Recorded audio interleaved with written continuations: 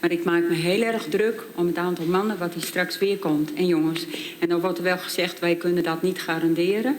Maar ik vind het een enorm punt. Als hier 600 hierheen komt, wie kan garanderen dat er 600 gezinnen binnen? Voor hetzelfde geld binnen er 300 gezinnen en 300 kerels die hun lul achterna lopen. Wie is daar de dupe ervan? De vragen die het libje worden beantwoord door het COA en burgemeester Vert Kronen.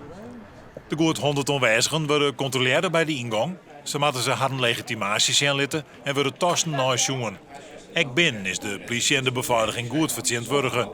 Het COA begrijpt de zwaar genoeg de veiligers. We merken de laatste weken dat er toch wat meer vraagtekens zijn van hoe veilig is het. Zonder dat er echt feiten zijn dat het onveiliger is dan 2 jaar terug. Want de afgelopen jaren gaat het op zich heel goed.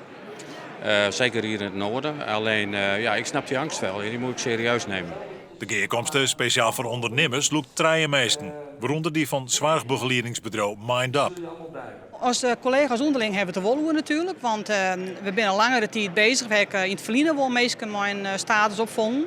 Dus we hier al iets van, als er meer asielzoekers komen en er meer mensen komen, dan zullen wij misschien een rol spelen kennen.